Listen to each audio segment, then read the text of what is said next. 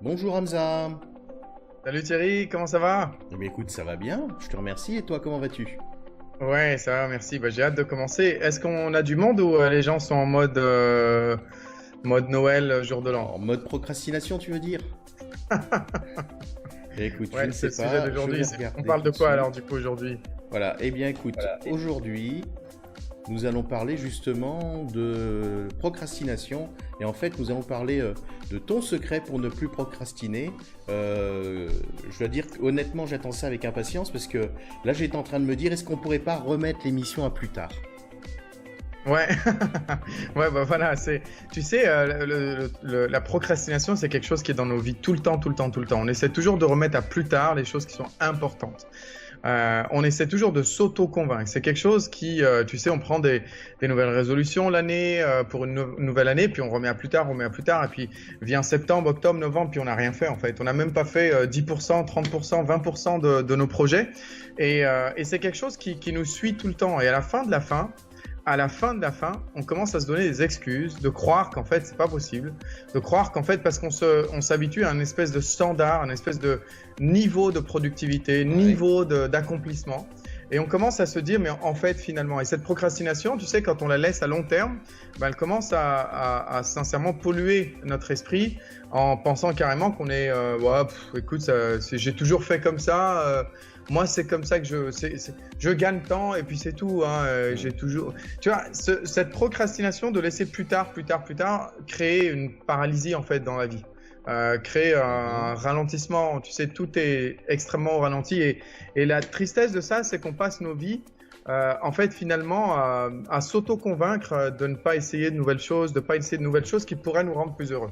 Et ça, c'est un des points, tu sais, où je discute. Enfin, c'est une des choses dont je discute avec mes clients, mes clients de coaching, hein, donc les gens avec qui je travaille. Et c'est quelque chose que je voulais partager donc avec tout le monde aujourd'hui. Il y a une technique que moi j'ai découvert complètement au hasard et qui en fait est devenue une méthode que j'ai essayé, expérimenté et qui marche Et c'est vraiment la technique que j'ai envie de partager aujourd'hui. Le truc, Thierry, c'est qu'on vit dans un monde où tout le monde veut des choses maintenant. Tu sais, on vit dans un monde où on veut une gratification instantanée. On veut tout de suite. D'accord, Oui. on veut, tu sais, on vit dans le monde des médias sociaux où alors tu fais un like et tout le monde le sait que tu as fait un like, tu fais un commentaire, tu mets un post et tout le monde répond à vitesse de la lumière, tu veux une augmentation, il faut que tu l'aies maintenant, tu as envie d'être heureux dans ta carrière maintenant, tu as envie de tout avoir maintenant. Ouais. Tu as envie de Tout de tout suite. avoir maintenant, c'est incroyable. Et ouais, tout de suite. Et c'est un problème parce que, tu sais, les choses importantes de la vie souvent prennent du temps. Et pour pouvoir faire des choses importantes dans la vie, il faut changer un petit peu de mental et commencer à réfléchir entre être proactif et être réactif. Alors, on en a parlé de la proactivité, de la réactivité dans d'autres vidéos. Je vais juste le rappeler au cas où il y a des gens qui sont nouveaux. Oui. Être réactif, c'est réagir à son environnement, c'est réagir à tout de suite. Donc, par exemple, si je reçois une notification de Facebook et que je regarde mon Facebook, je suis très réactif. Si mon boss me dit tu fais ça tout de suite, bah, je vais être réactif. Si tu reçois un coup de fil, tu vas être réactif. En fait, tu réponds à quoi que ce soit comme stimulus, d'accord, que ce soit une réponse positive ou une réponse négative, tu réponds à quoi que ce soit comme stimulus. La proactivité, c'est quelque chose qui n'a justement pas de gratification immédiate, c'est-à-dire que tu vas rien y gagner tout de suite. Donc par exemple, quand tu as de la petite proactivité, hein, quand tu te dis tiens je vais manger sainement, eh bien tu ne vois pas les effets tout de suite, d'accord, tu les vois dans 10 ans, 5 ans, 20 ans, 2 ans, mais en tout cas tu les vois pas dans un jour, d'accord. Tu commences à ressentir, hein, d'accord, psychologiquement, c'est ça qui est magnifique, c'est que psychologiquement tu ressens assez rapidement les effets de manger sainement ou de faire des exercices, mais en règle générale c'est de la proactivité, c'est que vraiment pour avoir une vie saine, pour avoir une bonne santé, eh bien c'est à long terme. D'accord. Et c'est sur ces choses-là qu'on procrastine. Tu sais, je parle pas de procrastiner dans tout ce tout ce dont on réagit d'une manière réactive, d'accord? Où ton boss te dit tu fais ça tout de suite. Ça c'est cool, les gens procrastinent pas. Par contre, si tu es étudiant et que tu as un truc à rendre dans 3 semaines, tu vas procrastiner. Si tu as envie de monter un business et que... Et de la vie de beaucoup de gens, moi le premier, hein, je suis constamment en combat intérieur par rapport à ça. C'est super. C'est le combat de ma vie en fait, parce que je sais que si je procrastine pas, j'ai des années riches, j'ai des années magnifiques, quoi. C'est incroyable. J'ai des semaines magnifiques, j'ai des choses qui bougent, et c'est ça que j'ai envie de partager aujourd'hui. Donc le plus important, c'est tout ce qui est proactif, Thierry. Si tu regardes une journée comme l'unité de temps pour ta vie, tu te dis ma vie est faite de journées, je vais regarder de quoi est faite ma journée type, ce que je mange, ce que je fais, etc. Et que tu commences à dire, bon, est-ce que je réagis ou je suis proactif? Donc, si tu réagis, ça veut dire que, je sais pas, tu as envie de manger du chocolat, tu manges du chocolat.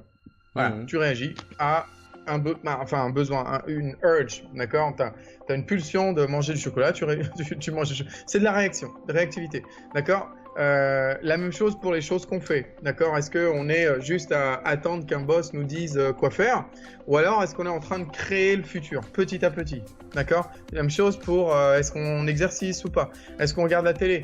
Regarder la télé, on a une pulsion, regarder la télé, boum, on regarde la télé. Réactif.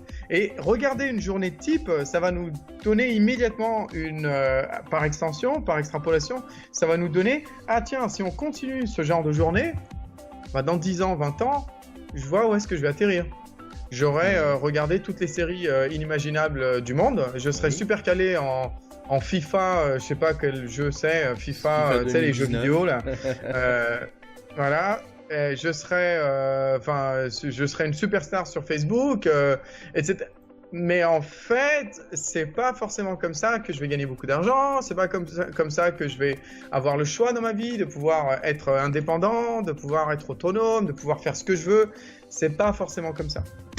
Alors, tu vois, le truc, c'est que, tu sais, les procrastineurs, nous on connaît, hein, on a toujours cette voix en interne.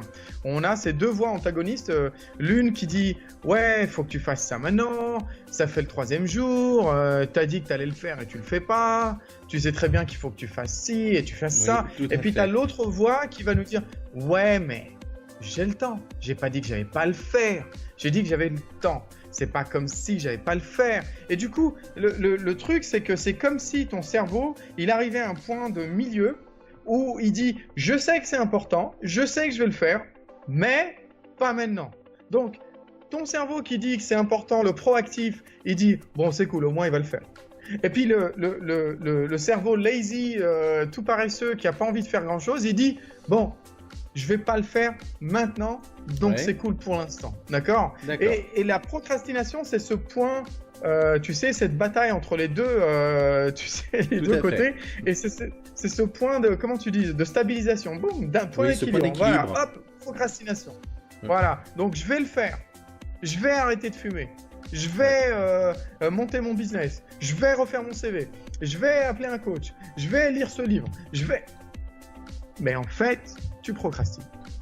Et le problème de la procrastination, c'est que, on va le voir, c'est que ça devient de plus en plus dur après. C'est que pendant la procrastination, qu'est-ce qui se passe?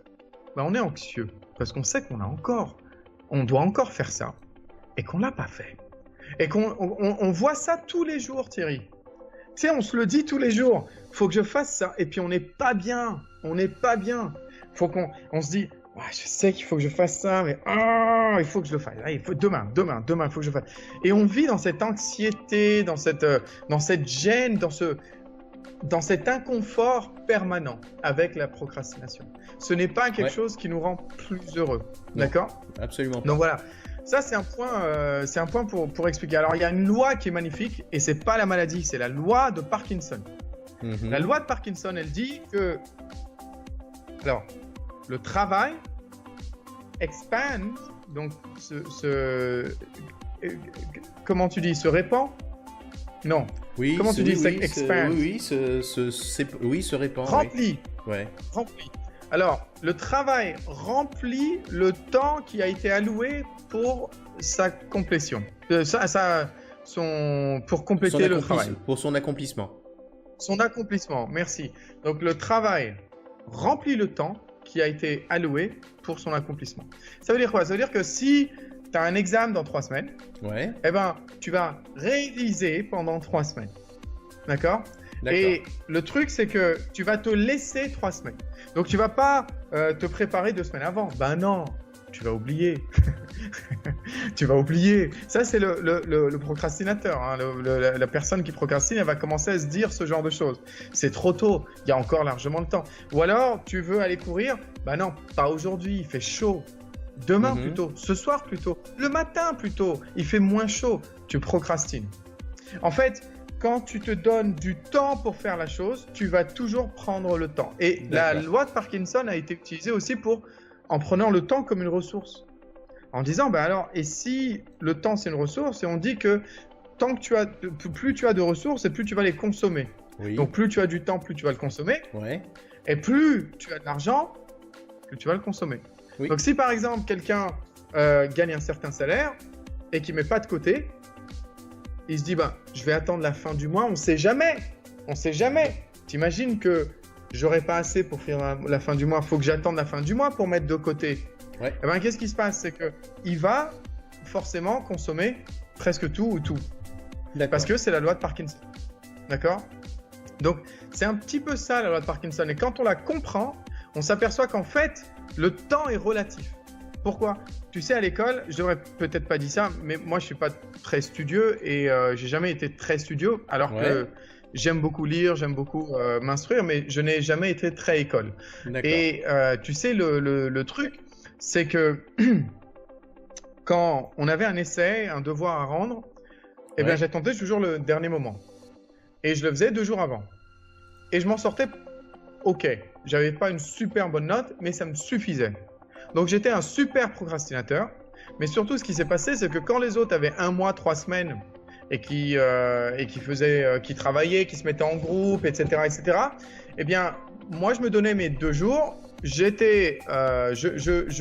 faisais ce qu'il fallait faire pour être réveillé pendant la nuit et je réussissais à le faire en temps et en heure. Et c'est incroyable parce que les gens vont se réunir, ils vont faire des heures et des heures de travail, mais moi je vais faire beaucoup moins d'heures, mais par contre beaucoup d'efforts, mais beaucoup moins d'heures, et je vais quand même arriver à des résultats corrects. D'accord? Et ça, c'est impressionnant. C'est la loi de Parkinson par excellence. C'est vraiment la preuve qu'en fait, quand on est en urgence, si je te dis, tu vois, tu pars demain en voyage et que tu n'as pas fait ta valise, et tu dis, ouais, j'ai le temps. Et puis, demain, tu sais, demain, d'un seul coup, 3 heures avant que ton avion décolle, tu vas faire ta valise à une vitesse, à une efficacité. Ça va être incroyable. Tu vas prendre des décisions très rapides.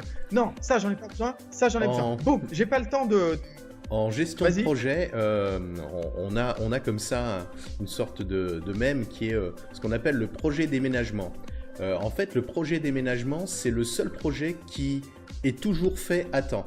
C'est-à-dire que quand tu déménages d'un lieu à un autre, alors là je parle de gestion de projet, hein, c'est les seuls projets qui ne connaissent quasiment pas d'échec parce qu'il y a une pression tellement forte à un moment donné, c'est-à-dire on est dans un lieu et on s'en va, que même si les gens procrastine, c'est-à-dire que toi tu organises le déménagement, tu préviens les services généraux, tu préviens les utilisateurs, tu leur dis attention, enfin tu vois avec l'informatique, tu leur dis attention, on va vous couper les ordinateurs un jour avant et ceci et cela. Et puis rien n'avance.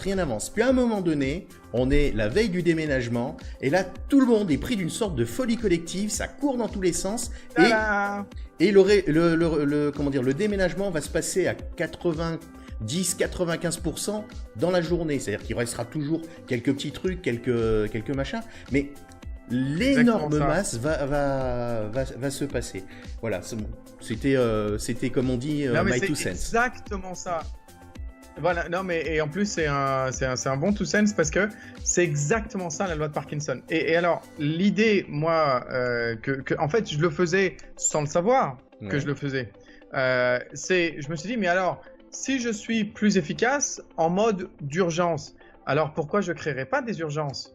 Alors attention, là je te parle pas de créer des urgences en disant ouais, si je vais me dire que je le fais demain, allez. Non, c'est pas ça une urgence. C'est en fait créer une urgence, ça veut dire que tu sautes de la falaise. Ouais. Que tu sautes de la falaise. Parce que une fois que tu sautes de la falaise, qu'est-ce qui se passe? Tu peux plus revenir. Ouais. Tu vas devoir apprendre en tombant. C'est trop tard. En fait, voilà, c'est un petit geste, mais ce geste, c'est la ligne rouge. Tu l'as dépassé et tu peux plus revenir. Très dur de revenir. Okay. D'accord? Et c'est ça, le saut de la falaise. Alors, j'ai une histoire à raconter. Oui.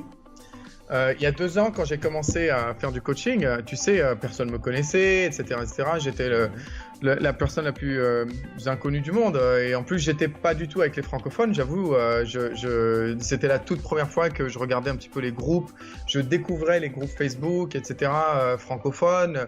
Et puis, j'ai remarqué, il y avait des gens qui se plaignaient, effectivement, de ne pas pouvoir trouver du travail, etc., etc. Mm-hmm. Et je me suis dit, mais alors...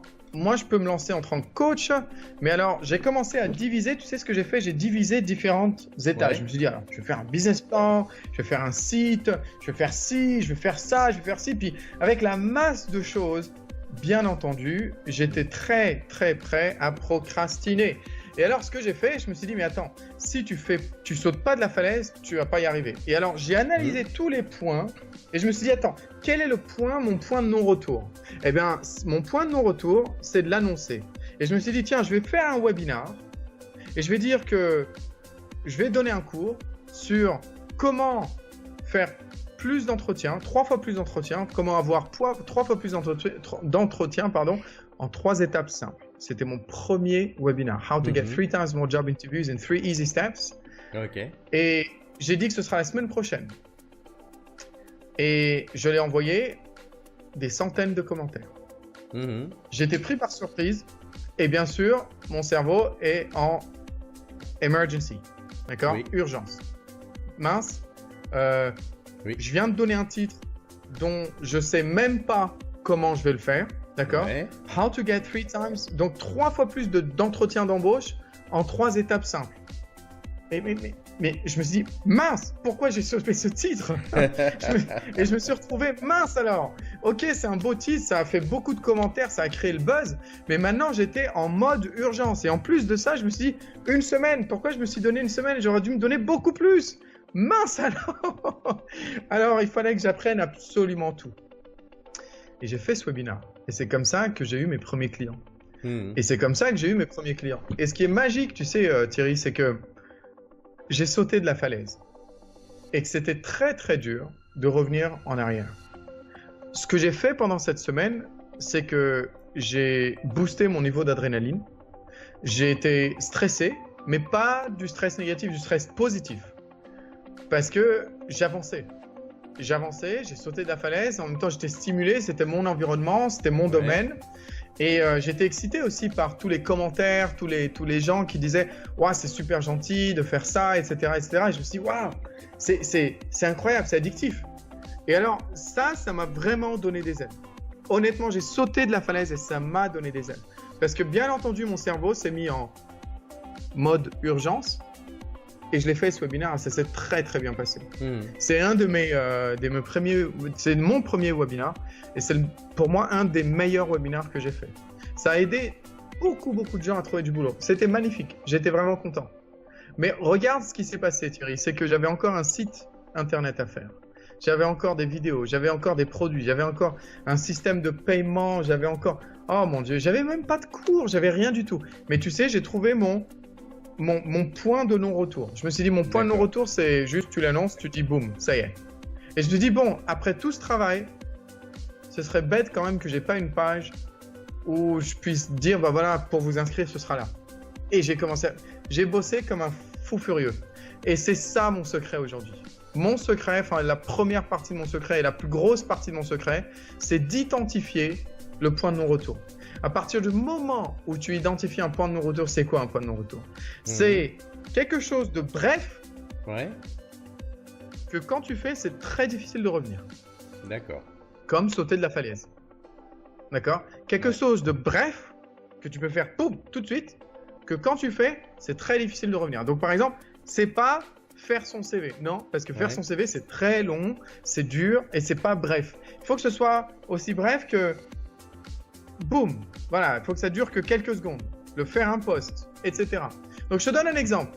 Tu te dis, ouais, tu sais, ce serait bien cette année que je cours un marathon. Tu te dis, ce serait bien que j'ai un autre diplôme, une certification. Eh bien, ton point de non-retour, ça peut Ouais. être, tu payes la registration fee, Ouais. comment tu dis, le prix de Ah, la fee. l'inscription. L'inscription. Le Ouais, montant tu de payes l'inscription. l'inscription. Ouais. Une fois que tu payes l'inscription, tu as une date, c'est trop tard, tu as payé. Vas-y, va demander un remboursement à une école ou à tu sais, un machin qui organise des marathons ou quoi. Ouais. Vas-y. Enfin, tu vois ce que je veux dire? Ça devient très très dur. Ça devient très très dur. Et du coup, tu vas être en mode urgence. Et c'est là que la magie, elle va s'effectuer. D'accord. Donc j'espère que ça fait du sens. Je vais te donner un autre exemple aussi. Alors l'autre exemple, c'est imagine que tu as envie de mettre de l'argent de côté. Oui. Bon, bah alors tu as le choix. Tu te dis, bah, je vais attendre la fin du mois, comme 80% des gens font. Je vais attendre la fin du mois Ouais. et je vais mettre ce qui va me rester. Je vais essayer de faire attention. Ben non, la loi de Parkinson, elle dit pas ça. La loi de Parkinson, elle dit si tu as quelque chose, tu vas l'utiliser. Si tu as du temps, tu vas l'utiliser. Si tu as de l'argent, tu vas l'utiliser. Donc, si tu as envie de mettre de côté de l'argent, eh bien, tu te mets en emergency mode.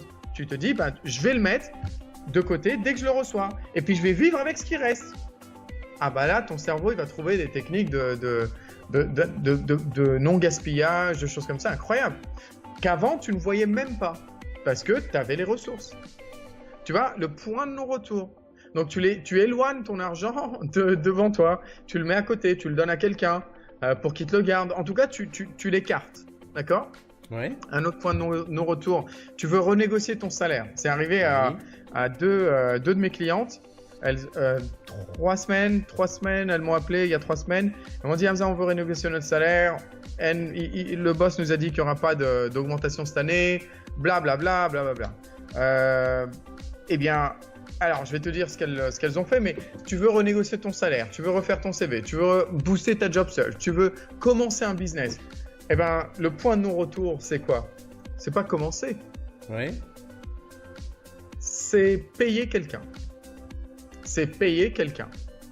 Une fois que tu payes quelqu'un, des fois, un point de non-retour, par exemple, c'est payer la licence. Je ne conseille pas de payer la licence au registre de commerce avant d'avoir fait pas mal de choses. Mais tu vois, en termes de point de non-retour, c'est très motivant. Oui. Parce que tu te dis, ça y est, c'est trop tard. J'ai payé. Ah oui. Et Quand puis, tu payes un coach. Et puis à Dubaï, Comment? c'est pas gratuit en plus. Ouais, exactement. Et quand tu payes un coach, eh bien, d'un seul coup, c'est trop tard. Et tu vois, ces deux clientes-là, elles ont fait une chose, c'est qu'il y a 3 semaines, elles m'ont payé. Puis après, elles se sont mises dans une situation où c'est swim or sink. C'est soit tu nages, soit tu coules. Et là, boum, elles se sont préparées. Et ben, aujourd'hui, elles gagnent beaucoup plus d'argent, 15 à 20%, et l'année prochaine, elles ont renégocié 15 à 20%. Donc, en fait, cette année, elles ont négocié 15 à 20%, et l'année prochaine, elles ont aussi une augmentation qui les attend de 15 à 20% aussi. C'est énorme, énorme. Mais voilà, c'est-à-dire qu'elles ont arrêté de procrastiner en trouvant la ligne rouge, leur falaise, et elles ont sauté. Alors peut-être que ça les a aidés d'être à 2 ici dans ce cas-là, mais tu vois un peu comme ces choses-là, ça marche. Quand tu veux ranger ta maison, oui. Ta maison est sans dessus-dessous, la vaisselle, tout ça, tout est sans dessus-dessous, et tu te dis mince, je vis mal, là, je suis pas bien, je sais que je vais le faire, mais je suis pas en train de le faire, je suis pas motivé. Invite des gens à faire un repas, invite des gens à dîner. Ouais. Là, crois-moi, quand tu sais qu'ils vont venir demain ou ce soir, tu vas te lever et tu vas faire tout bien. Parce que, et c'est marrant, t'as vu comme on est, effectivement, on est sous une grande période de stress quand on le fait, mais c'est pas du stress négatif. C'est pas du stress qui te rend anxieux, qui te rend peureux, qui te fait. C'est du stress qui te permet d'accomplir des choses que tu n'aurais jamais accomplies. C'est du stress très positif. Et c'est comme ça que moi, j'utilise cette technique. Alors, attention, Cette technique toute seule, Oui. elle ne peut pas être utilisée. Donc tous ceux qui se disent « Ouais, ben c'est bon, alors il nous a donné notre technique, je peux partir ». Pas encore, ça ne va pas marcher si on ne fait pas la deuxième chose. D'accord ? D'abord, Thierry, il faut comprendre, il y a un livre qui s'appelle, on en a déjà parlé, Ouais. The 5 Second Rule par Melanie Robbins. Ok ? Super livre. Et elle explique dans les 5 Second Rule, ce qu'elle explique, c'est que, en fait, ton cerveau, il a 5 secondes pour détruire l'impulsion que tu as eue. Donc, par exemple, j'ai envie de faire un webinar pour me lancer quelque part. D'accord ? Eh bien, j'ai 5 secondes pour être dans l'action. Pas forcément en train d'écrire, mais déjà de le mettre dans mes tâches de choses à faire aujourd'hui, par exemple. Ou en tout cas, d'être dans l'action physique, de sortir de mon cerveau et d'être dans le monde réel. Ok. J'ai 5 secondes. Après 5 secondes, ce que Mel Robbins dit, et c'est basé scientifiquement sur des recherches, c'est pas son opinion, c'est qu'après 5 secondes, il y a un truc qui se passe dans notre cerveau, c'est que, tu sais, cette hésitation, parce qu'à chaque fois que tu fais quelque chose qui fait peur, qui te sort de ta zone de confort, tu as une hésitation, cette hésitation, c'est un petit peu la sonnette d'alarme pour ton cerveau. Il se réveille, il dit « Ah, il a hésité là. Qu'est-ce qui se passe ? Il y a un truc là, il y a un truc dangereux ou pourquoi il a hésité ?» Et là, il regarde, il a 5 secondes pendant qu'il réalise, et il regarde, il analyse la situation, et il dit « Ah, tu voulais payer l'inscription pour ta. Tu as 5 secondes. Parce qu'après les 5 secondes, ton cerveau, il est prêt. Ouais, mais si tu le fais et que à la fin, imagine, il pleut le jour du marathon, tu serais dégoûté. En plus, t'as 3 semaines pour s'entraîner, c'est pas beaucoup. Et ton cerveau, il va commencer à peut-être laisse pour après. Tu vois, et là, c'est le point d'équilibre. C'est le j'ai pas dit fais-le pas, mais fais-le après. Tu vois, c'est le point d'équilibre où en général, on dit d'accord. Ben non, tu as 5 secondes. Parce qu'après les 5 secondes, ça sera très très dur. Ton cerveau, le seul job de ton cerveau, Thierry, c'est quoi ? C'est quoi le seul job de ton cerveau ? C'est pas de te faire réussir. Comment ? C'est de te maintenir en vie. Exactement. C'est ça que les gens ne réalisent pas. C'est que ce qu'on se dit dans nos cerveaux, nos peurs, c'est pas fait pour réussir. C'est fait pour juste se maintenir en vie, juste pour survivre. Tu imagines si tu passes ta vie à juste dire « Ouais, cool. Maintenant, ça y est, j'ai 65 ans, réussi. Voilà, j'ai réussi. Yay, j'ai réussi. » C'est naze. C'est super naze. Et c'est le but du cerveau. C'est vraiment ce que le cerveau essaye de faire tout le temps. Et c'est pour ça qu'il nous protège tout le temps. Dès qu'il y a quelque chose de nouveau, c'est dangereux. Dès qu'il y a quelque chose d'osé, de quoi que ce soit, c'est dangereux. Et il veut pas. D'accord ? On a 5 secondes. Ce qui est marrant, c'est que, tu sais, on a 2 endroits dans le cerveau qui travaillent pas en même temps. C'est soit l'un, soit l'autre. Tu as ce qui est à l'arrière ici, et ça, c'est une image que j'ai prise du site de Mel Robbins. À l'arrière ici, c'est ce qui s'appelle le basal ganglia. D'accord ? Le basal ganglia. Et ça, c'est tout ce qui est autopilote. C'est quand tu te réveilles le matin, ben, tu te poses pas trop de questions sur ce que tu fais, en fait. Tu sais, tout est super routinier. Comment tu prends ta douche, dans quel ordre, qu'est-ce que tu te donnes à manger, si tu ouvres le frigo, si tu checkes Facebook. Tout est super routine, d'accord ? Là, le cerveau, il dort, il n'analyse pas, il te laisse tranquille. C'est les habitudes, d'accord ? Et tu as le prefrontal cortex, donc le cortex préfrontal, j'imagine, je sais pas. Enfin, le cortex du devant, quoi. Oui, c'est le cortex préfrontal. Et l'autre zone en français s'appelle le noyau gris central. Noyau gris central, merci. Ouais, c'est moins. Et alors, c'est moins sexy. Ouais, mais c'est quand même, c'est bien. Au moins, on connaît les noms. Merci. Le cortex préfrontal, ce qui se passe, lui, c'est vraiment la zone de cerveau qui réfléchit. La zone de cerveau où là, tu as du courage, la confiance en toi, où tu vas essayer de casser des habitudes, créer de nouvelles habitudes. Tout ça, c'est le cerveau du devant.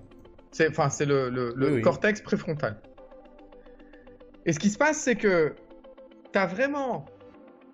Ce que Mel Robbins, elle dit dans son livre, c'est que quand tu détermines, tu as cette impulsion de faire quelque chose, tu as 5 secondes, et ce qu'elle conseille, elle, c'est qu'elle dit commencer à compter.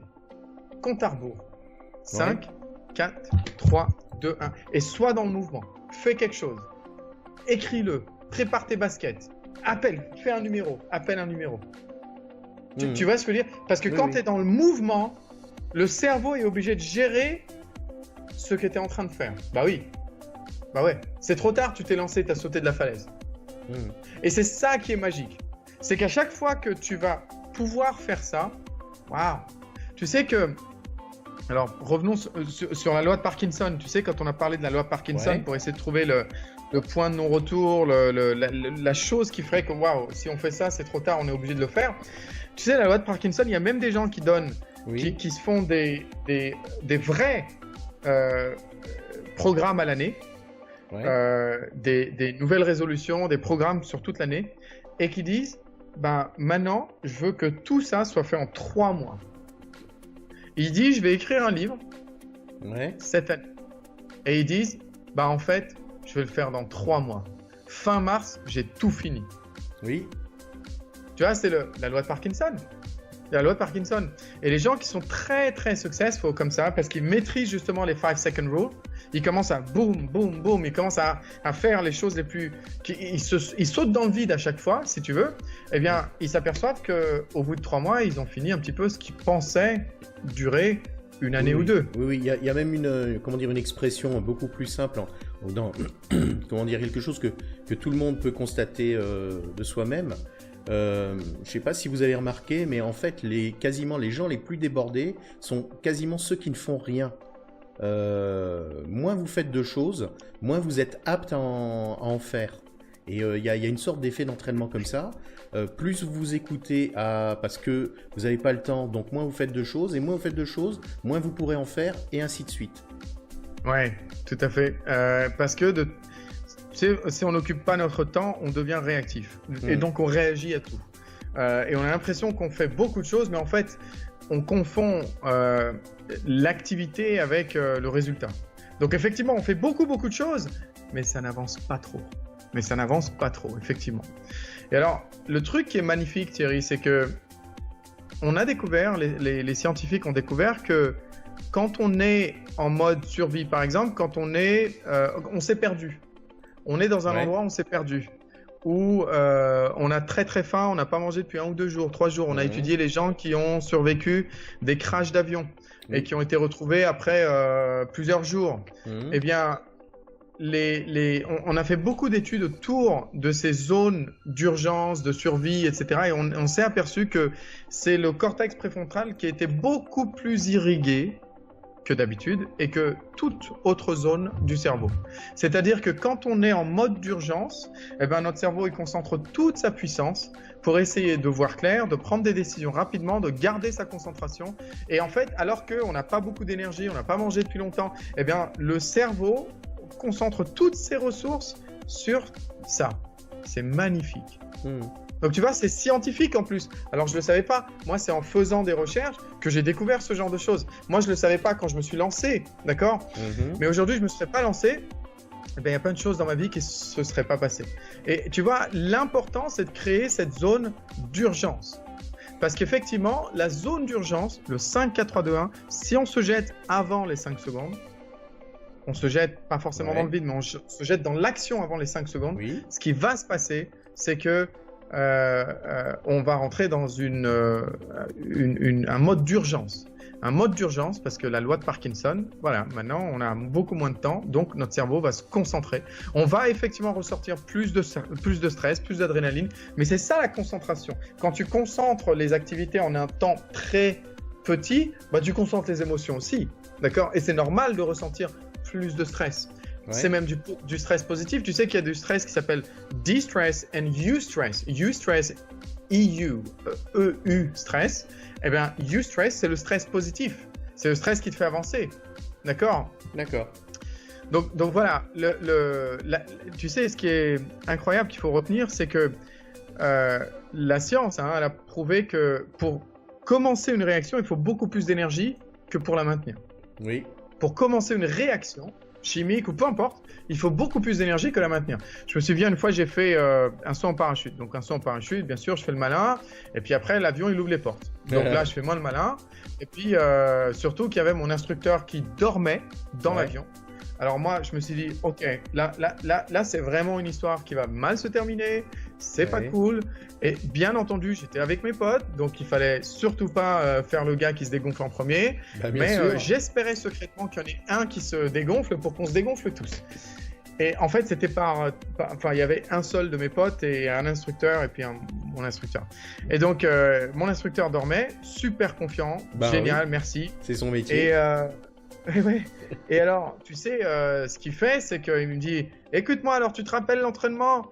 Tu regardes pas en bas, et puis il s'est réveillé, puis je voyais qu'il était fatigué, quoi. Ouais. C'est pas vrai, ça va mal se passer, il va oublier quelque chose.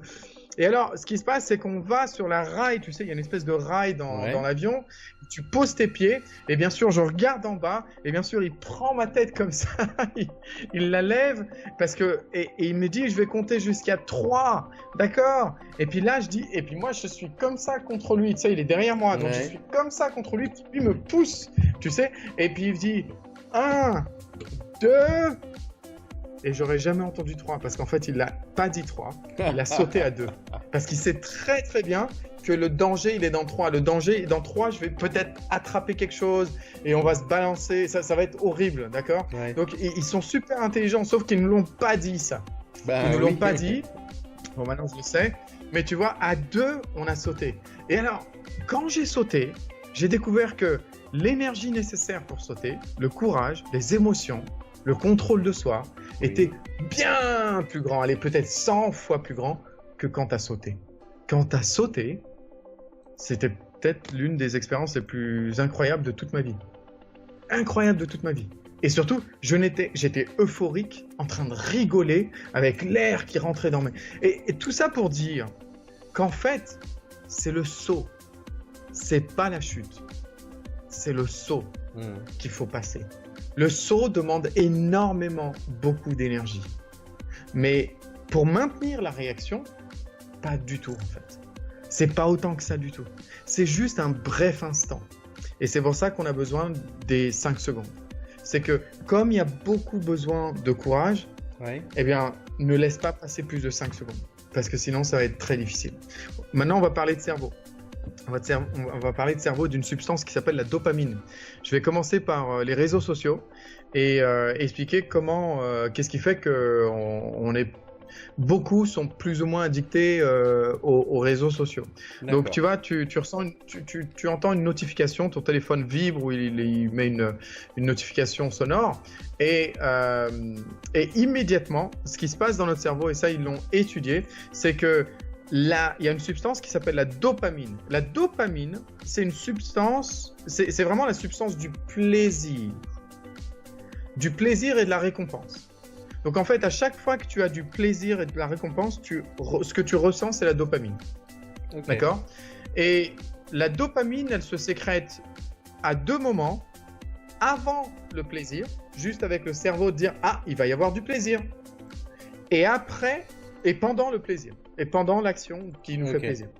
Donc en fait, quand tu reçois une notification, l'attente, ce que tu t'attends, c'est « Ah, peut-être que quelqu'un a aimé mon post. Peut-être que quelqu'un a rigolé à ma feinte. Peut-être que quelqu'un a fait un commentaire, a partagé quelque chose. » D'accord ? M'a écrit quelque chose, m'a noté, m'a tagué. Je suis important. Peut-être que, comme c'est en avance, je ressens immédiatement du plaisir. Bien sûr, je suis toujours motivé, alors ça c'est l'hormone de la motivation, on va le voir. Je suis aussi motivé à continuer, à faire ce qui va potentiellement me donner du plaisir. Et alors, tu vois, ce qui se passe aussi, c'est que quand je vois qu'il y a quelqu'un qui a liké mon post, par exemple, eh bien, ça me donne effectivement encore un boost de dopamine. Et c'est comme ça que les habitudes se forment. Alors, tu refais le cycle quelques fois, et ça devient une addiction. Ça devient une addiction. C'est-à-dire que c'est fait pour être très addictif. D'accord ? C'est une vraie drogue, sauf que c'est pas légiféré. Une vraie drogue. C'est-à-dire que moi, j'ai une petite fille et j'entends la garder aussi loin que possible des réseaux sociaux, pendant aussi longtemps que je pourrais résister. Et des garçons. Ça va pas être facile, mais je sais aussi que les enfants de Steve Jobs étaient interdits d'iPad, d'iPhone, jusqu'à ce qu'ils soient adolescents. Interdits. Alors ça, c'est Steve Jobs. Waouh! T'imagines un peu comme ça te fait réfléchir. Alors pourquoi on dit ça? Parce que la dopamine, c'est aussi l'hormone qui est... C'est pas l'hormone, c'est un neurotransmetteur. Neurotransmetteur qui est... Alors la différence entre une hormone et un neurotransmetteur, l'hormone, elle circule dans le sang, le neurotransmetteur dans le système nerveux. Le neurotransmetteur, d'accord, donc c'est une substance qui fait qu'on réagit d'une certaine manière, qu'on ressent quelque chose. Les drogues, que ce soit les réseaux sociaux ou l'alcool, les cigarettes, la drogue, peu importe, eh bien, ça fonctionne exactement de la même façon. Sauf qu'on a tendance à croire que c'est ces choses-là qui nous procurent du plaisir. Pas du tout. Ces choses-là, elles boostent la création de dopamine. Oui. À ce sujet, il y a eu une étude récemment là-dessus et qui montre qu'en fait, le plus grand pic de dopamine, par exemple chez des cocaïnomanes, en fait, il n'est pas obtenu au moment où ils prennent la cocaïne, mais au moment où ils commencent à la préparer. C'est-à-dire que juste en fait... L'expectation of results, exactement. C'est ce qu'on disait, c'était en anticipation du résultat, tu commences tout de suite. C'est pareil pour la cigarette. Quand tu sais que tu es dans les escaliers en train de sortir ou quand c'est ta première cigarette de la journée et que tu l'as pas encore fumée mais que tu la tiens dans tes mains, des fois, tu verras les gens qui fument tiennent leur cigarette pendant quelques minutes en parlant et ça leur fait aussi du bien, quoi. Ils attendent un petit peu. C'est bizarre, hein, comme truc. Et alors, c'est ça le truc, c'est que c'est pas ces choses-là qui nous créent du plaisir. Je vais en parler dans une seconde. Mais en gros, pour résumer, la dopamine, c'est quoi? C'est vraiment le centre de tout ce qui est récompense et plaisir. D'accord? Aussi le mouvement. D'accord? Une déficience de dopamine crée des tremblements, etc. etc. D'accord? Mais ça, c'est pas c'est pas ce qui nous intéresse aujourd'hui. Et surtout, c'est grâce à la dopamine que ça nous permet de voir, attention, si je continue comme ça, il va y avoir une récompense future. Tu sais, c'est par anticipation. Je vais sentir du plaisir, d'accord? Et du coup, c'est l'hormone de la motivation. Puisque quand tu dis, tiens, si je fais ça, je vais avoir du plaisir, eh bien, tu as tendance à le faire. D'accord? Et c'est comme ça que c'est, j'ai encore dit hormone, c'est comme ça que c'est cette petite, je vais l'appeler chemical, je vais l'appeler le petit neurotransmetteur, bon, c'est pas petit. Ouais, j'ai pas d'autre chose. Et ce neurotransmetteur, eh bien, il est directement responsable de la motivation et du focus. C'est ça qui est magnifique, c'est que puisque il est sécrété en anticipation pendant la chose qui nous rend plaisir et en anticipation, eh bien effectivement, on se dirige vers les choses qui nous font plaisir. C'est ça qui est important. Et ce qu'on a dit, c'est que, en fait, tu sais comment ça fonctionne quand tu prends de la cocaïne, par exemple. La cocaïne, c'est pas elle qui est addictive, du tout. La cocaïne va juste travailler sur le neurotransmetteur qui va faire en sorte que, en fait, tu as une réserve. On va dire que tu as ça de dopamine. Tu as ça de dopamine. Eh bien, ce que va faire la cocaïne, c'est qu'elle va taper dans les réserves, elle va faire en sorte que les réserves de dopamine, elles sortent beaucoup plus vite. Donc, comme notre corps n'est pas capable, donc tu as le boost de dopamine, d'accord? C'est pas la cocaïne, c'est le boost de dopamine. Voilà, tu te sens bien, tu te sens important, tu te sens reconnu, c'est du plaisir, d'accord?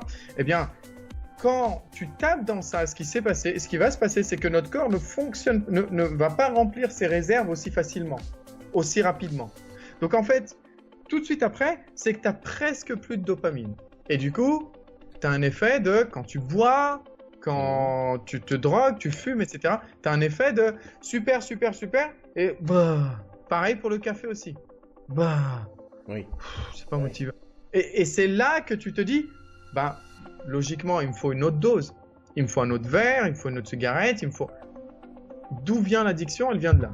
Parce qu'en fait, les drogues tapent dans tes réserves beaucoup plus vite que ton corps ne peut les faire. Et c'est pour ça que souvent, tu tombes dans l'anxiété, dans la dépression, etc., etc. Avec les drogues, c'est complètement paradoxal parce qu'en fait, ils tapent dans les réserves trop vite. Trop vite. Notre corps n'est pas capable d'en faire. Donc c'est pour ça que quand j'entends, oui, un verre par jour, c'est bon, ben, pas selon la science, non. Taper dans les réserves de dopamine, ce n'est pas bon. Ça doit être naturel. Les addictions par rapport à ça, ce n'est pas bon. C'est des addictions négatives. Alors, est-ce qu'il y a des addictions positives? Et c'est là que ça devient très intéressant, ma petite méthode. Ouais, exactement. Parce que ça devient très intéressant. Si tu fais quelque chose de nouveau, ça relâche de la dopamine. Tu as un boost de dopamine quand tu fais quelque chose de nouveau. Si tu fais du sport, de l'exercice, si tu médites, la prière, la réflexion, eh bien, toutes ces choses-là, scientifiquement, ont été prouvées. Tu sais, ils ont mis des machins, ils ont regardé, les électrodes, ils ont regardé qu'en fait, même la méditation, la prière, la réflexion, etc., eh bien, ces activités pourtant spirituelles en soi, qui ne sont pas matérielles, spirituelles, en fait, nous donnent un boost de dopamine, nous font nous sentir bien. C'est incroyable, ça veut dire que scientifiquement, on aurait une prédisposition à la spiritualité, scientifiquement. C'est incroyable ce qu'on découvre avec la dopamine. Et c'est un neurotransmetteur extrêmement important. Bien sûr, tu peux aussi l'avoir avec des suppléments de nourriture, du thé vert, du chocolat, etc. etc. D'accord ? C'est ça qui est... D'ailleurs, c'est pour ça que le chocolat est doublement addictif. C'est que, d'abord, il vous donne de la dopamine, et deux, l'anticipation du plaisir du chocolat tape dans vos réserves de dopamine, donc vous avez besoin toujours plus de dopamine et de chocolat. Sûr. Voilà. Et le pot de Nutella, tu le vides en 3 jours. Tu te dis comment ça se fait, j'ai abusé. En 3 jours, ça c'est que tu sais te retenir. Ouais. Tu vois, et c'est ça qui est incroyable. Et pareil pour les réseaux sociaux. Donc tu sais, les gens qui sont trop sur leur portable, etc., il y a une vraie addiction. C'est pas un truc où il faut se moquer. Tu sais, si moi, je dis ça parce que souvent, quand on est marié ou des choses comme ça, on dit « Ouais, t'es toujours sur ton portable ». En fait, c'est une vraie addiction. C'est pas un truc à prendre à la légère en se disant « Ouais, t'es toujours… » Il faut essayer de traiter la chose vraiment comme une drogue. C'est-à-dire, tu dirais pas « Ouais, t'es toujours en train de prendre des rails de coke ». Non, tu te dirais « Attention, lui, il est malade. Il choisit pas d'être enfermé dans une cage exprès. » D'accord ? Il dit pas, c'est comme les gens qui te disent « Ah, il faut que tu arrêtes de fumer. » Merci, je sais. Cool, super. Tu sais, c'est comme si on pensait qu'en fait les fumeurs, ils sont dans une cage, ils sont accros, ils sont addictés, mais ils aiment bien. Ben non, ils aiment pas l'addiction, ils aiment pas la dépendance, c'est horrible. Donc en fait, et souvent, il y a cette incompréhension entre les addictés et les gens qui n'ont pas d'addiction. Alors, les réseaux sociaux, c'est un peu la même chose. Et c'est pour ça que, conseil en passant, gardez les enfants loin des portables. Parce qu'effectivement, quand tu fais ça, tu sais, on vit... j'ai lu un livre une fois qui était très intéressant et qui parlait du management, de leadership, et qui parlait des profs d'antan par rapport aux profs d'aujourd'hui. Il disait que les profs d'antan, ils n'étaient pas dans une époque de instant gratification, de gratification instantanée. Ils étaient dans une époque où ils savaient que les choses prenaient du temps, les enfants. Donc du coup, le prof, il était en concurrence avec son temps, quoi. Aujourd'hui, les profs, ils sont en concurrence avec, pour que les enfants ressentent du bien, du plaisir, qu'ils aient leur dose de dopamine, il faut qu'ils attendent. Faut qu'ils progressent, il faut du temps. Et en concurrence, il y a Facebook où tu fais ça, boum, tu as immédiatement un résultat et boum, dopamine. D'accord ? Boum, dopamine. Tu as ton portable, tu fais un swap comme ça et boum, tu envoies une photo et boum. Et en fait, tu es en concurrence avec cette instant gratification. Et donc, l'idée, c'est vraiment d'éloigner le maximum. Les dessins animés, why not, hein, c'est pas les dessins animés, c'est les écrans. C'est toucher, la tactilité des écrans, etc. Rappelez-vous que Steve Jobs, lui-même, l'interdisait à ses enfants. D'accord? Donc, il y a un truc magnifique, et ça, c'est, je vais te dire, mes 2 dernières techniques, elles sont très puissantes. Alors, bien sûr, il faut faire du sport. Pour faire les grandes choses dans sa vie, il faut faire du sport. Pardon, mais c'est bête ce que je viens de dire. Faites du sport, parce que vous avez besoin de recharger vos réserves de dopamine. C'est super important, d'accord? Un des trucs... attends, est-ce que j'ai parlé de... Voilà, si, j'ai parlé de tout ça, voilà. Oui. L'un des trucs qui est magnifique, c'est que quand tu commences ta journée avec une liste de choses à faire. Ouais. Tu prends un stylo et à chaque fois que tu l'as fait, tu barres. Quand tu barres les choses, c'est une expérimentation qui a été faite, tu relâches de la dopamine. Tu te sens avancer. Tu sens que tu es en train d'avancer, donc de progresser. Et ça te donne du plaisir. Donc effectivement, quand tu fais ça, tu es dans le mouvement de créer du plaisir, tu veux encore plus de plaisir. Et tu as envie d'avancer sur ta liste de plus en plus. Tu as envie de la terminer pour la journée. C'est un effet incroyable. Et ça, c'est quelque chose que moi, je fais énormément à la journée. Alors, ça, c'est pour la journée. Et ça, c'est vraiment une étude qui a été faite. Moi, je le fais tout le temps et ça marche. Je suis très productif pendant mes journées. J'ai de temps en temps, mais quand même assez rarement, des journées où je n'arrive plus à réfléchir. Boum, ça y est, je bloque. Mais en règle générale, je fais beaucoup de choses. D'accord ? Et l'autre chose, Thierry, alors je ne sais pas comment on dit ça en français, en anglais, ça s'appelle un streak. Un streak, c'est en fait, tu sais, donc la liste des choses à faire, c'est une espèce de visuel qui te donne de la dopamine tout au long de la journée et qui, du coup, crée ta motivation. Tu te rappelles, la dopamine est responsable de la motivation et du focus. D'accord ? Donc, quand tu la crées, tu as plus de focus, plus de motivation. Tu es d'accord ? Le strike, c'est voir les choses encore plus grandes. C'est-à-dire, tu te mets à courir, tu te dis, tiens, je vais courir. Et tu mets une petite croix ou une petite marque sur un calendrier à chaque fois que tu le fais. Et en fait, la multiplicité de ces choses-là fait que tu as l'impression d'être dans une espèce de... Tu es en train d'avancer. Mais pas juste sur ta journée, mais sur le mois. D'accord. Sur des choses beaucoup plus grandes.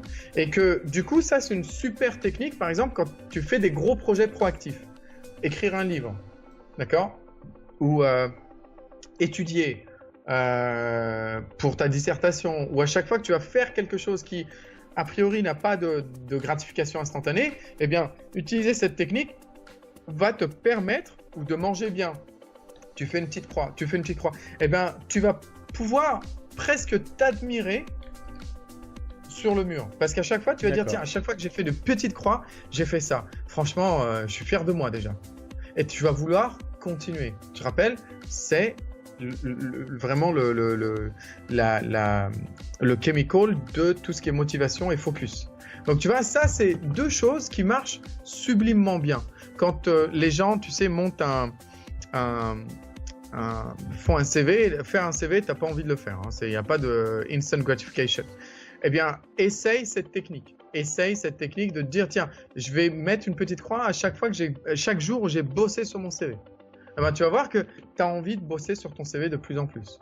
Donc, tu vois, ça, c'est une technique aussi de création de dopamine. Incroyable, hein ? Ces petites choses qu'on fait et qui, en fait, créent de la dopamine, quoi. Et ça, c'est vraiment magique. Donc, en résumé, Thierry, mes 3 étapes, moi qui aime beaucoup faire les choses en 3 étapes. Mes 3 étapes, c'est d'abord trouver son point de non-retour. Un point de non-retour. Un point où on saute de la falaise et on ne va pas pouvoir revenir. On paye l'inscription, on paye un coach, on invite des amis pour nettoyer sa maison, ou peu importe. D'accord ? Faites-le dans les 5 secondes. Soyez dans l'action dans les 5 secondes. Comptez dans votre tête 5, 4, 3, 2, 1. Il faut que j'y aille. D'accord ? Ne restez pas dans votre tête. Et en 3, créez une dépendance positive à la dopamine. Et tu vois, ce qu'on vient de voir, ces techniques par exemple de faire des listes, de les barrer, de mettre une croix à chaque jour où on a fait quelque chose qui nous fait avancer dans la vie, c'est ça qui va augmenter notre focus, augmenter notre motivation. Tu vois, c'est la science qui le prouve ça, hein. C'est pas de la technique d'Hamza, c'est la science. La dopamine, ça fait ça, d'accord? Donc l'idée, c'est de pas forcément juste éprouver le plaisir sans atteindre des choses, c'est de la dépendance bête et négative. Juste avoir du plaisir à fumer ou on le fait tous plus ou moins. Il y a toujours une dépendance bête et négative à manger du chocolat ou à boire ou peu importe.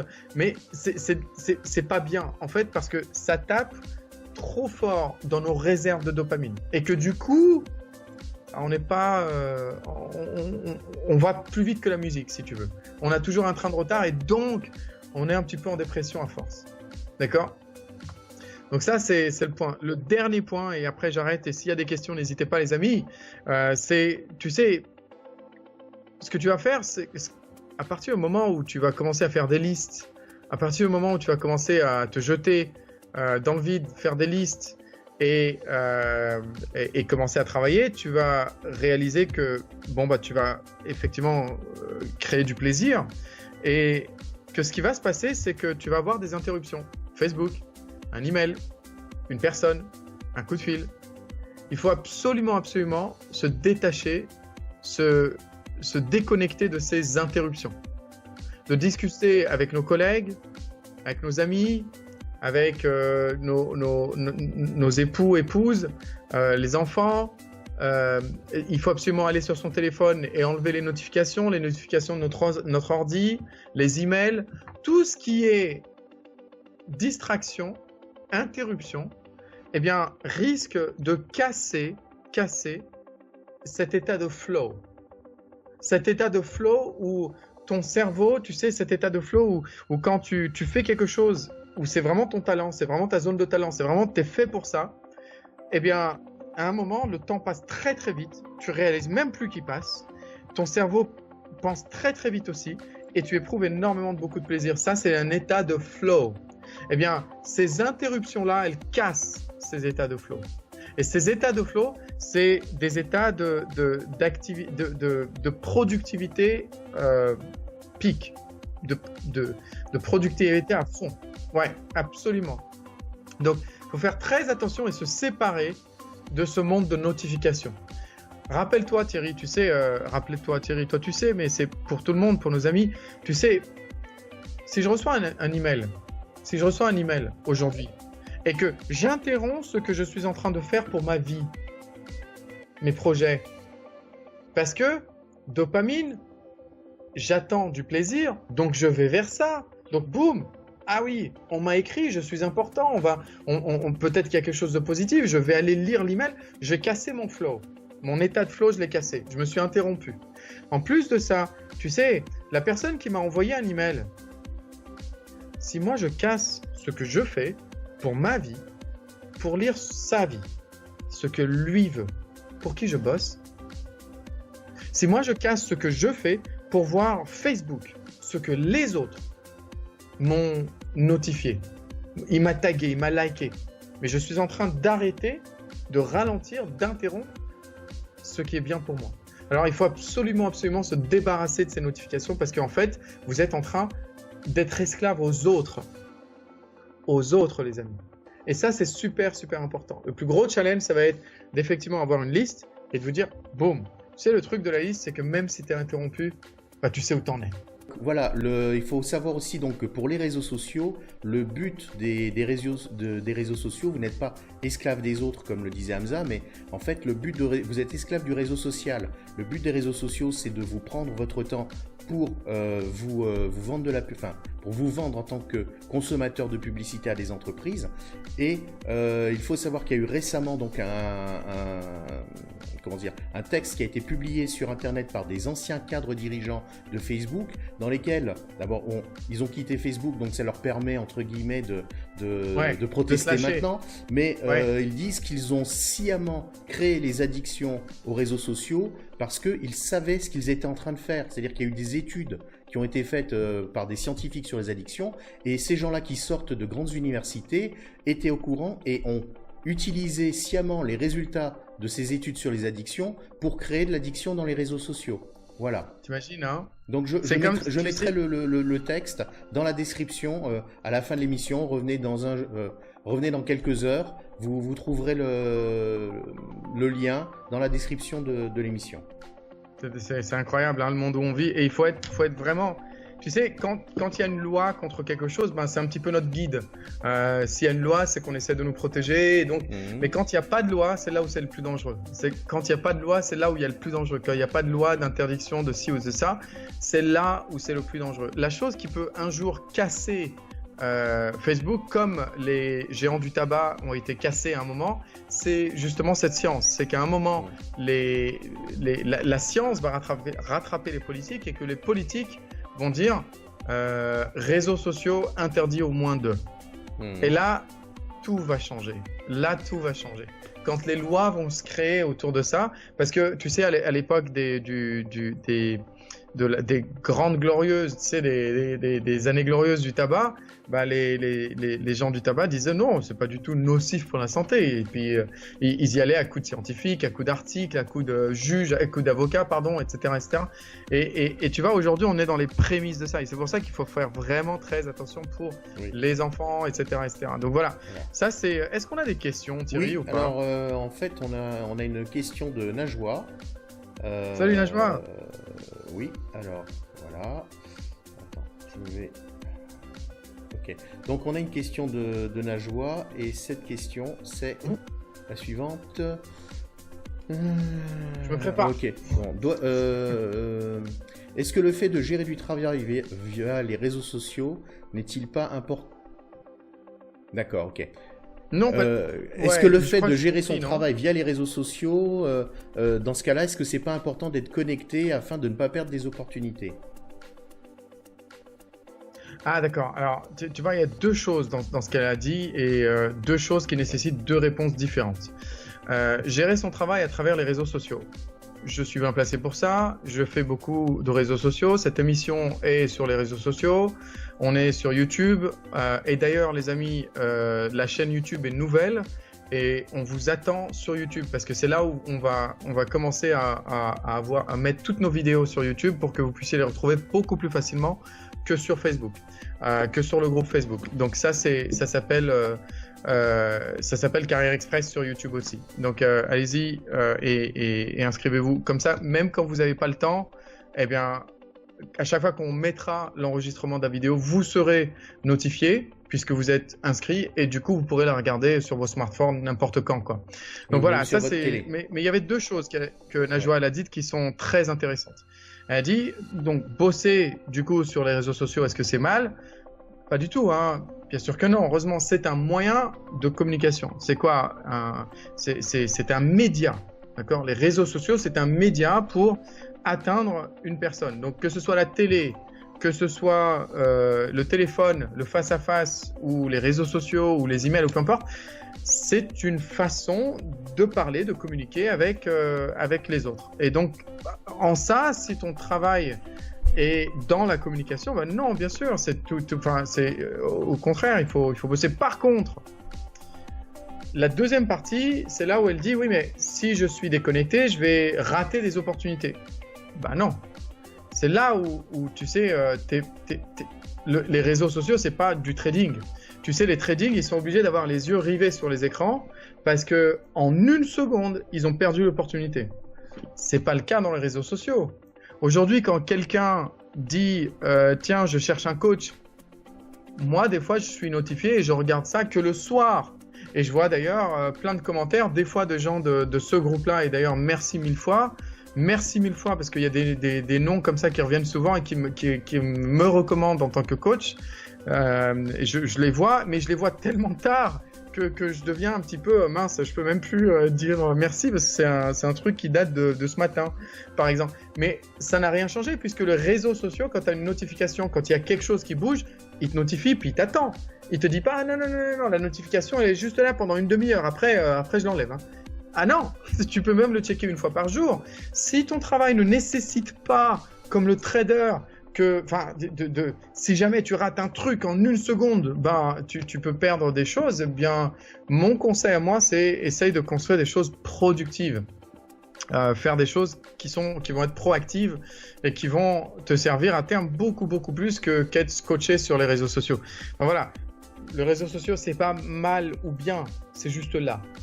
C'est l'utilisation qu'on en fait qui est mal ou bien, d'accord ? Tout à fait.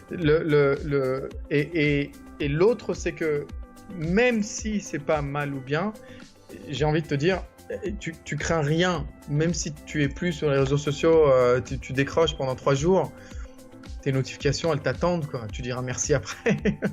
Enfin voilà, quoi. Les gens vont pas dire bonjour à tous, je veux acheter quelque chose et j'ai 1 minute. Si quelqu'un ne revient pas, j'arrête d'acheter. Ben non, personne ne fait ça. Par contre, dans la bourse, ça se passe comme ça. Les choses changent à une vitesse tellement incroyable que les gens n'ont plus de vie, quoi. Donc, il faut faire très très attention. Il faut surtout ne pas se donner l'excuse de rester scotché sur les réseaux sociaux pour répondre à en fait une addiction. Il faut faire très attention parce qu'effectivement, c'est très facile de dire non, mais moi je travaille avec les réseaux sociaux, donc je suis obligé. Tu vois, je peux dire à ma femme par exemple, je suis obligé, ma femme, je suis toujours sur, parce que je travaille sur les réseaux sociaux. Non, c'est une addiction. Oui. Et c'est la vérité. Il ne faut pas donner des excuses. Et tu sais très bien qu'il n'y a rien qui va changer d'ici 3 heures, d'ici 5 heures. Mais tu te rends pas compte, Hamza, si tu loupes la vidéo de Petit Chat au moment où elle est publiée, tu pourras pas être le premier à liker ou à faire lol. À liker. Voilà. Ouais, ok, il y a une deuxième ouais. question de Najwa. J'espère que ça t'a servi, Najwa. Je pense, elle va nous répondre. En fait, alors là, c'est un petit peu... c'est pas tout à fait dans le sujet, je pense, mais elle a envoyé un message à une personne mardi, elle n'a pas eu de réponse. Est-ce que c'est un oubli de réponse ou une procrastination? Doit-elle le relancer, sachant qu'elle n'a pas son numéro? Alors donc, je passe de relancer en téléphone. D'accord, mais il me manque un petit peu un message comment? Par texte, par WhatsApp? Est-ce qu'il l'a lu? Est-ce qu'il y a eu un accusé-réception? Elle lui a envoyé un mail. Est-ce qu'il y a eu un accusé-réception? Ah, ça, on ne sait pas. Tu vois, il me manque des éléments. Ouais. Si, par exemple, je vais essayer de donner quelques scénarios et puis essayer de la conseiller. Comment tu dis son nom? Pardon, j'ai pas entendu. Najwa. Ah, c'est Najwa, c'est super. Moi, j'aime bien les gens qui posent beaucoup de questions parce que ça, c'est des gens qui veulent avancer et c'est génial. Najwa, si la personne a eu l'accusé de réception, il est de bon ton de la rappeler au bout d'une semaine, d'accord? De lui dire bonjour, je voulais juste vous rappeler, n'hésitez pas à me dire s'il y a un moment préférable pour que je fasse un follow-up ou etc., etc. Souvent, les gens oublient. D'accord, c'est pas forcément de la procrastination. Alors, si tu leur demandes de faire un truc que forcément qui va pas être très agréable pour eux, ça peut être de la procrastination. Si tu leur envoies un gros contrat de 50 pages et de leur dire tu peux le lire et le signer, à mon avis, il va y avoir pas mal de relances nécessaires pour que ça se fasse, parce que voilà, les gens vont pas rentrer dans cette optique de instant gratification.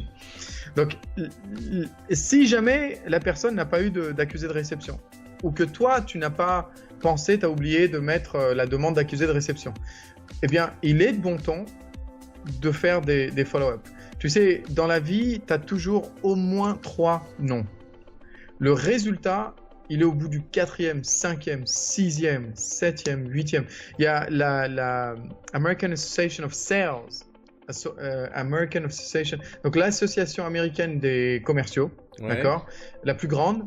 Elle a fait une étude et ils ont fait une étude que c'est seulement au 8e follow-up qu'il y avait le plus grand taux de succès. 8e follow-up. Donc faire un follow-up n'est jamais le problème. C'est comment faire le follow-up. C'est quand tu fais un follow-up, et tu sais, je reçois des follow-up. Il y a des follow-up qui sont super intelligents, Najwa. Des follow-up qui sont très... Tu sais, il y a du tact, il y a de la diplomatie, il y a des... Et ça montre quelqu'un qui est super intelligent. Et il y a des follow-up, vous ne m'avez pas répondu à mon email, tout de suite, le reproche. Ah bah, j'ai toujours pas envie, là.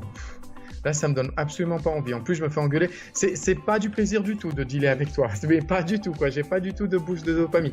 Et tu vois, il faut absolument pas tomber dans le reproche. Il faut absolument faire des follow-up s'il n'y a pas eu d'accusé de réception, surtout.